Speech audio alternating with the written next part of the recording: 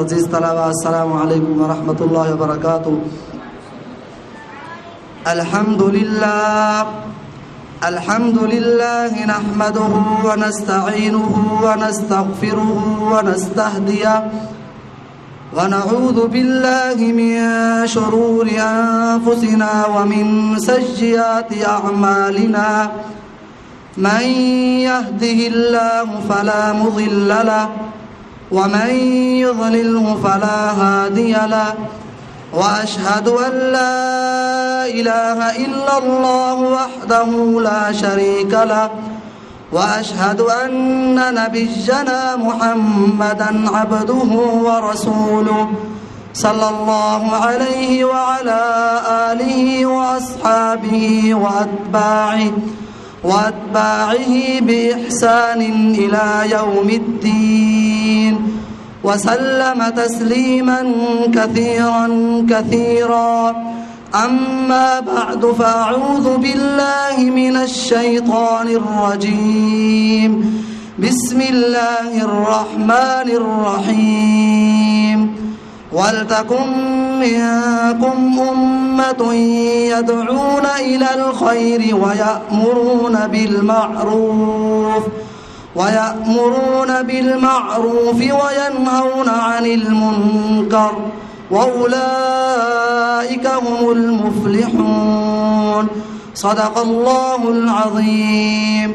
وقال النبي صلى الله عليه وسلم: من رأى منكم منكرا فليغيره بيده، فإن لم يستطع فبلسانه، فإن لم يستطع فبقلبه، وذلك أضعف الإيمان، أو كما قال عليه الصلاة والسلام.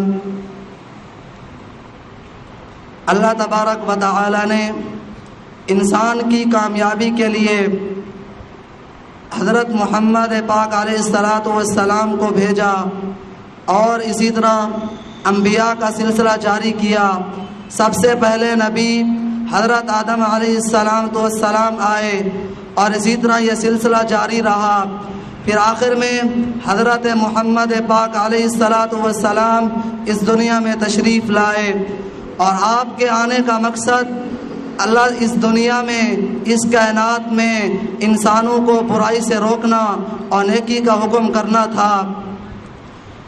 آپ علیہ السلام نے فرمایا کہ تم میں سے جو شخص برائی کو دیکھے، سب سے پہلے چاہیے کہ وہ اس کو ہاتھ سے روکے.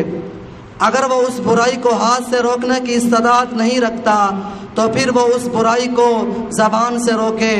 اگر وہ اس برائی کو زبان سے روکنے کی استطاعت نہیں رکھتا تو وہ اس برائی کو دل میں برا سمجھے.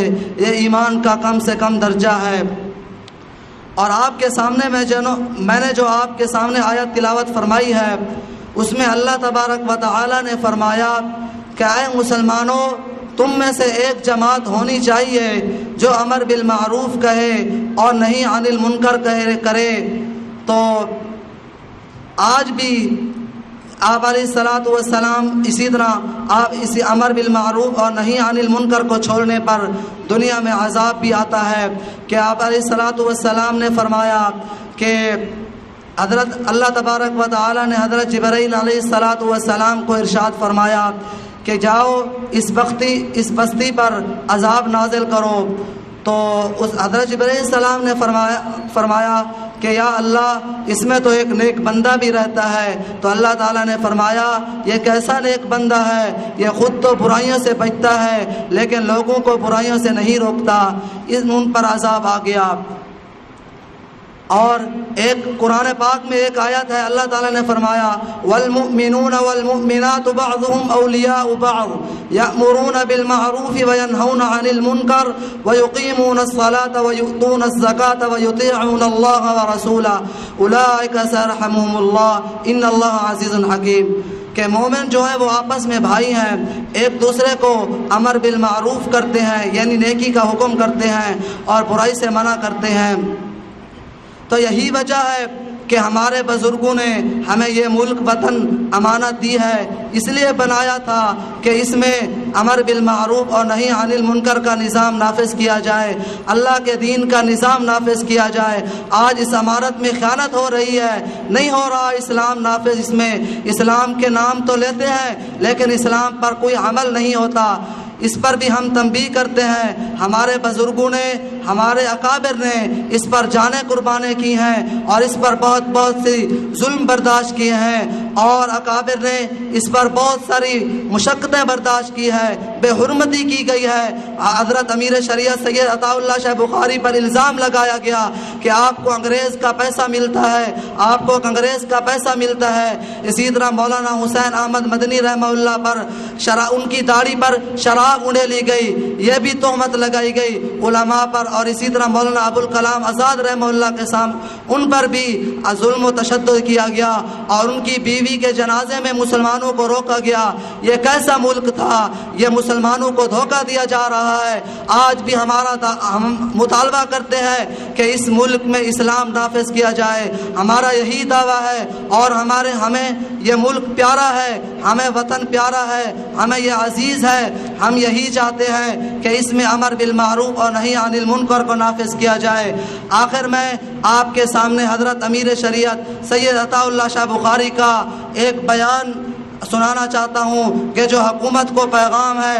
حضرت امیر شریعت سید عطا اللہ شاہ بخاری نے فرمایا تھا کہ پاکستان کی حکومت کے ذمے ہے، فرض ہے کہ وہ پاکستان کے دشمن اور دوست میں امتیاز کرے، جدائی کرے، فرق کرے، یہ بیان کرے کہ پاکستان کے دوست کون ہیں اور پاکستان کے دشمن کون ہیں۔ یاد رکھیں، جو لوگ آپ علیہ الصلاۃ والسلام کے وفادار نہیں ہو سکتے وہ پاکستان کے کبھی بھی وفادار نہیں ہوں گے۔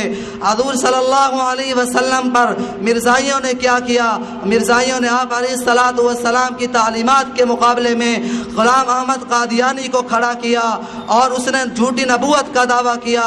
یہ کیا تھا؟ امیر شریعت نے فرمایا کہ میں کہتا ہوں کہ یہ مرزائیوں کی سیاسی حکمت عملی ہے، مذہب کے ساتھ ان کا کوئی تعلق نہیں۔ یہ اپنی سیاسی حکمت عملی سے اقتدار پر قبضہ کرنا چاہتے ہیں۔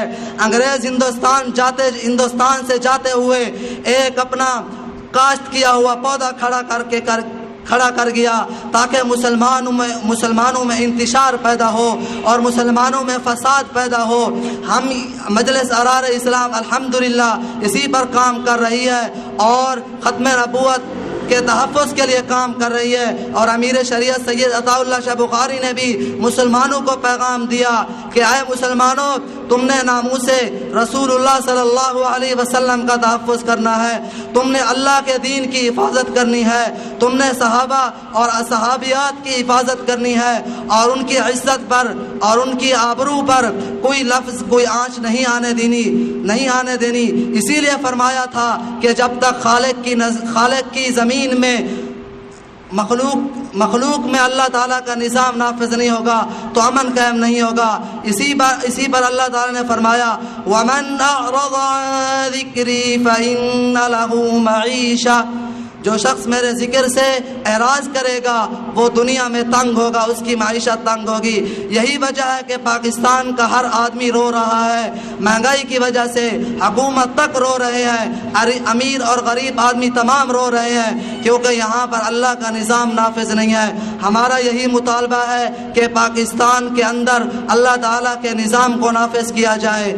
اللہ تعالیٰ سے دعا ہے کہ اللہ تعالیٰ ہم سب کو امر بالمعروف اور نہی عن المنکر پر قائم و دائم رہنے کی توفیق عطا فرمائے۔ وآخر دعوانا الحمدللہ رب العالمین۔